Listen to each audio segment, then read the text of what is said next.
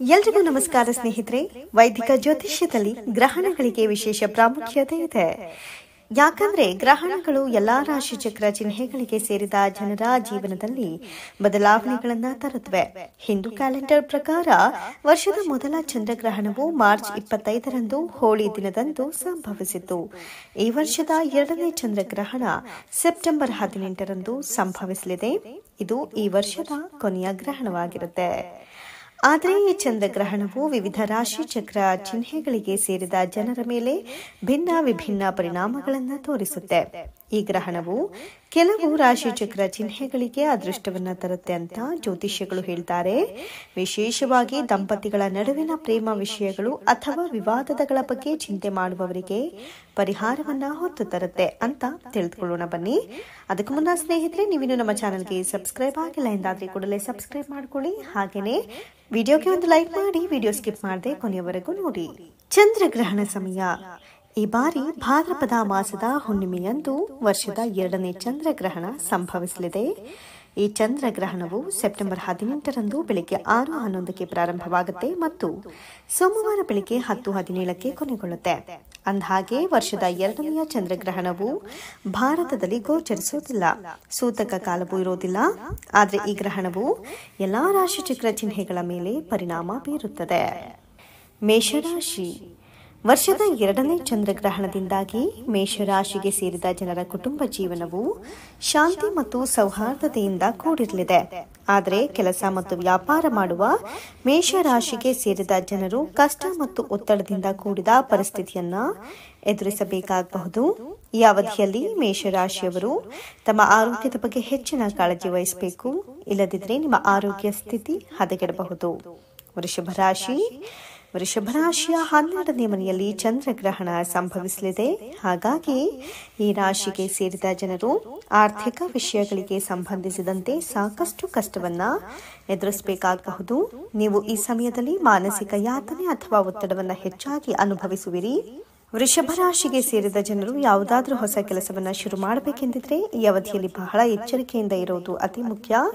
ಇಲ್ಲದಿದ್ದರೆ ಸಾಕಷ್ಟು ನಷ್ಟ ಉಂಟಾಗಬಹುದು. ಮಿಥುನ ರಾಶಿ. ಮಿಥುನ ರಾಶಿಗೆ ಸೇರಿದ ಜನರಿಗೆ ವರ್ಷದ ಎರಡನೇ ಚಂದ್ರಗ್ರಹಣದಿಂದಾಗಿ ಪರಿಸ್ಥಿತಿ ಸಾಮಾನ್ಯವಾಗಿರುವುದು.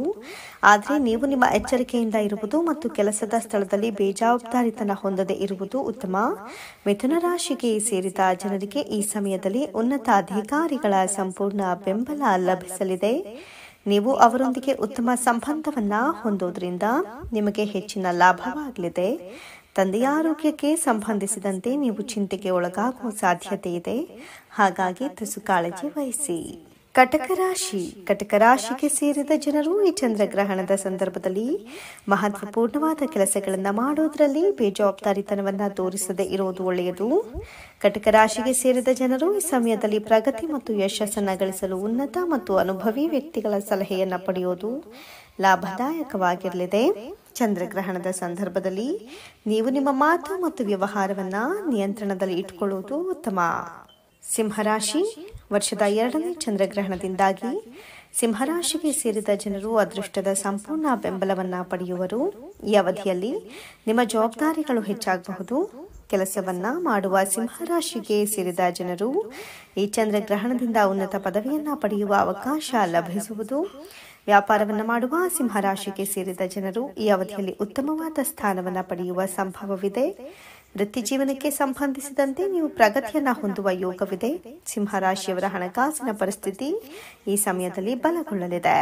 ಕನ್ಯಾ ರಾಶಿ. ಸೆಪ್ಟೆಂಬರ್ನಲ್ಲಿ ಸಂಭವಿಸಲಿರುವ ವರ್ಷದ ಎರಡನೇ ಚಂದ್ರಗ್ರಹಣದಿಂದಾಗಿ ಕನ್ಯಾ ರಾಶಿಗೆ ಸೇರಿದ ಜನರು ತಮ್ಮ ಸಂಗಾತಿಯ ಆರೋಗ್ಯದ ಬಗ್ಗೆ ಹೆಚ್ಚಿನ ಚಿಂತೆಗೆ ಒಳಗಾಗಬಹುದು. ಈ ಅವಧಿಯಲ್ಲಿ ನೀವು ನಿಮ್ಮ ಸಂಗಾತಿಯೊಂದಿಗೆ ಜಗಳ ಮಾಡುವ ಅಥವಾ ಮನಸ್ತಾಪ ಉಂಟಾಗುವ ಸಾಧ್ಯತೆ ಇದೆ. ಹಾಗಾಗಿ ಧೈರ್ಯದಿಂದ ಇರೋದು ಒಳ್ಳೆಯದು. ವರ್ಷದ ಎರಡನೇ ಚಂದ್ರಗ್ರಹಣದ ಸಂದರ್ಭದಲ್ಲಿ ಕನ್ಯಾ ರಾಶಿಗೆ ಸೇರಿದ ಜನರು ಪಾಲುದಾರಿಕೆಯಲ್ಲಿ ಕೆಲಸವನ್ನು ಮಾಡೋದ್ರಿಂದ ಸಾಕಷ್ಟು ಸಮಸ್ಯೆ ಎದುರಾಗಬಹುದು. ತುಲಾರಾಶಿ. ಸೆಪ್ಟೆಂಬರ್ನಲ್ಲಿ ಸಂಭವಿಸಲಿರುವ ವರ್ಷದ 2ನೇ ಚಂದ್ರಗ್ರಹಣದಿಂದಾಗಿ ತುಲಾರಾಶಿಗೆ ಸೇರಿದ ಜನರ ಮೇಲೆ ಆರ್ಥಿಕ ವಿಷಯಗಳಿಗೆ ಸಂಬಂಧಿಸಿದಂತೆ ಅನುಕೂಲಕರ ಪರಿಣಾಮವನ್ನು ಬೀರೋ ಸಾಧ್ಯತೆ ಇದೆ. ಆದರೆ ಈ ಅವಧಿಯನ್ನ ತುಲಾರಾಶಿಗೆ ಸೇರಿದ ಜನರು ತಮ್ಮ ಆರೋಗ್ಯಕ್ಕೆ ಸಂಬಂಧಿಸಿದಂತೆ ಬಹಳ ಎಚ್ಚರಿಕೆಯಿಂದ ಇರುವುದು ಉತ್ತಮ. ಈ ಚಂದ್ರಗ್ರಹಣದ ಸಂದರ್ಭದಲ್ಲಿ ತುಲಾರಾಶಿಗೆ ಸೇರಿದ ಜನರಿಗೆ ವಿರೋಧಿಗಳ ಅಥವಾ ಶತ್ರುಗಳ ಕಾಟ ಎದುರಾಗಬಹುದು. ಹಾಗಾಗಿ ಹೆಚ್ಚಿನ ಕಾಳಜಿ ವಹಿಸುವುದು ಉತ್ತಮ. ವೃಶ್ಚಿಕ ರಾಶಿ. ವರ್ಷದ 2ನೇ ಚಂದ್ರಗ್ರಹಣವು ವೃಶ್ಚಿಕ ರಾಶಿಗೆ ಸೇರಿದ ಜನರ ಶಿಕ್ಷಣ ಮತ್ತು ಮಕ್ಕಳಿಗೆ ಸಂಬಂಧಿತ ವಿಷಯಗಳಲ್ಲಿ ಸಮಸ್ಯೆಗಳನ್ನು ಎದುರಿಸುವಂತೆ ಮಾಡಬಹುದು. ಕೆಲಸ ಮತ್ತು ವ್ಯಾಪಾರ ಮಾಡುವ ವೃಶ್ಚಿಕ ರಾಶಿಗೆ ಸೇರಿದ ಜನರು ಈ ಅವಧಿಯಲ್ಲಿ ಸಾಕಷ್ಟು ಸವಾಲುಗಳನ್ನು ಎದುರಿಸಬೇಕಾಗುತ್ತೆ. ಆರ್ಥಿಕ ವಿಷಯಗಳಿಗೆ ಸಂಬಂಧಿಸಿದಂತೆ ಈ ಚಂದ್ರಗ್ರಹಣದ ಸಂದರ್ಭದಲ್ಲಿ ವೃಶ್ಚಿಕ ರಾಶಿಗೆ ಸೇರಿದ ಜನರು ಬುದ್ಧಿವಂತಿಕೆಯಿಂದ ನಿರ್ಧಾರಗಳನ್ನು ತೆಗೆದುಕೊಳ್ಳುವುದು ಒಳ್ಳೆಯದು. ಧನುರಾಶಿ. ಧನುರಾಶಿಗೆ ಸೇರಿದ ಜನರು ವರ್ಷದ 2ನೇ ಚಂದ್ರಗ್ರಹಣದಿಂದಾಗಿ ತಮ್ಮ ತಾಯಿಯ ಆರೋಗ್ಯದ ವಿಷಯಕ್ಕೆ ಸಂಬಂಧಿಸಿದಂತೆ ಸಾಕಷ್ಟು ಚಿಂತೆಗೆ ಒಳಗಾಗುವ ಸಾಧ್ಯತೆ ಇದೆ. ಕೆಲಸದ ಸ್ಥಳದಲ್ಲಿ ಧನುರಾಶಿಗೆ ಸೇರಿದ ಜನರು ಹೆಚ್ಚಿನ ಒತ್ತಡಕ್ಕೆ ಒಳಗಾಗುವುದು. ಈ ಚಂದ್ರಗ್ರಹಣದ ಸಂದರ್ಭದಲ್ಲಿ ಧನುರಾಶಿಗೆ ಸೇರಿದ ಜನರು ಸಂಪತ್ತು ಮತ್ತು ವಾಹನವನ್ನು ಖರೀದಿಸುವ ಅಥವಾ ಮಾರಾಟ ಮಾಡುವ ವಿಷಯಗಳಲ್ಲಿ ಅವಸರದ ನಿರ್ಧಾರಗಳನ್ನು ತೆಗೆದುಕೊಳ್ಳದೇ ಇರೋದು ಉತ್ತಮ. ಇಲ್ಲದಿದ್ದರೆ ಸಾಕಷ್ಟು ನಷ್ಟ ಉಂಟಾಗಬಹುದು. ಮಕರ ರಾಶಿ.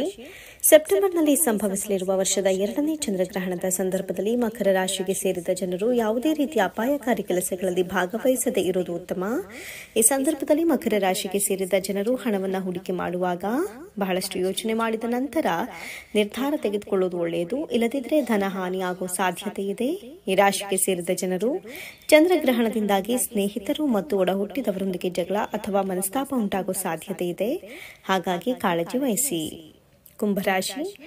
ಕುಂಭರಾಶಿಗೆ ಸೇರಿದ ಜನರಿಗೆ ವರ್ಷದ 2ನೇ ಚಂದ್ರಗ್ರಹಣದ ಸಂದರ್ಭದಲ್ಲಿ ಮನೆಯಲ್ಲಿ ಒತ್ತಡದ ಪರಿಸ್ಥಿತಿ ಉಂಟಾಗುವ ಸಾಧ್ಯತೆ ಇದೆ. ಆದ್ದರಿಂದ ನೀವು ನಿಮ್ಮ ಮನೆಯವರೊಂದಿಗೆ ಮೋಜು ಮಸ್ತಿ ಮತ್ತು ಸಂತೋಷದಿಂದ ಕೆಲವು ಸಮಯಗಳನ್ನು ಕಳೆಯುವ ಬಗ್ಗೆ ಯೋಜನೆಯನ್ನು ರೂಪಿಸಿ. ನೀವು ಹಾಗೆ ಮಾಡಿದ್ದಲ್ಲಿ ಪರಿಸ್ಥಿತಿಯನ್ನು ಸುಧಾರಿಸಬಹುದು. ಮೀನರಾಶಿ. ಸೆಪ್ಟೆಂಬರ್ನಲ್ಲಿ ಸಂಭವಿಸಲಿರುವ ವರ್ಷದ 2ನೇ ಚಂದ್ರಗ್ರಹಣದಿಂದಾಗಿ ಮೀನರಾಶಿಗೆ ಸೇರಿದ ಜನರ ಮನಸ್ಸು ಸಾಕಷ್ಟು ಒತ್ತಡಕ್ಕೆ ಒಳಗಾಗುವ ಸಾಧ್ಯತೆ ಇದೆ. ಮೀನರಾಶಿಗೆ ಸೇರಿದವರು ಈ ಸಮಯದಲ್ಲಿ ತಮ್ಮ ಆರೋಗ್ಯದ ಬಗ್ಗೆ ಹೆಚ್ಚಿನ ಕಾಳಜಿಯನ್ನು ವಹಿಸಬೇಕಾಗುತ್ತೆ.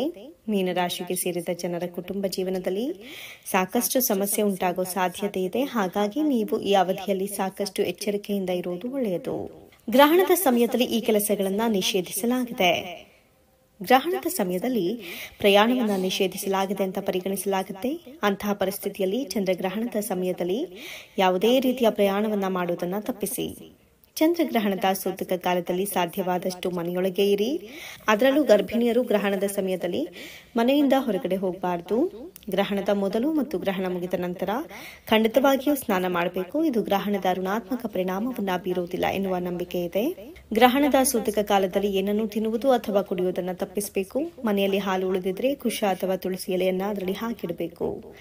ಗ್ರಹಣ ಕಾಲದಲ್ಲಿ ದೇವರನ್ನ ಮುಟ್ಟಬಾರದು. ಅಂತಹ ಪರಿಸ್ಥಿತಿಯಲ್ಲಿ ಮನೆಯಲ್ಲಿ ಪೂಜಾ ಕೋಣೆ ಇದ್ರೆ ಅದನ್ನು ಗ್ರಹಣದ ಮೊದಲು ಶುದ್ಧವಾದ ಬಟ್ಟೆಯಿಂದ ಮುಚ್ಚಬೇಕು. ದೇವಾಲಯಗಳಲ್ಲಿಯೂ ಈ ಸಮಯದಲ್ಲಿ ಬಾಗಿಲನ್ನು ಮುಚ್ಚಲಾಗುತ್ತೆ. ಮನೆಯಲ್ಲಿ ತಯಾರಿಸಿದ ಆಹಾರವನ್ನ ಗ್ರಹಣಕ್ಕೆ ಮುನ್ನ ಬಿಟ್ಟರೆ ಗ್ರಹಣದ ಕೊನೆಯಲ್ಲಿ ಅದನ್ನು ತಿನ್ನಬಾರದು. ಗ್ರಹಣ ಮುಗಿದ ನಂತರ ಹೊಸ ಆಹಾರವನ್ನ ಬೇಯಿಸಬೇಕು. ಸ್ನೇಹಿತರೆ, ಮಾಹಿತಿ ನಿಮ್ಗೆ ಇಷ್ಟವಾದಲ್ಲಿ ದಯವಿಟ್ಟು ಶೇರ್ ಮಾಡಿ, ಲೈಕ್ ಮಾಡಿ ಮತ್ತು ನಮ್ಮ ಚಾನಲ್ಗೆ ಸಬ್ಸ್ಕ್ರೈಬ್ ಮಾಡಿಕೊಳ್ಳಿ. ಎಲ್ಲರೂ ಭಕ್ತಿಯಿಂದ ಓಂ ನಮಃ ಶಿವಾಯ ಅಂತ ಕಮೆಂಟ್ ಮಾಡಿ. ಧನ್ಯವಾದಗಳು.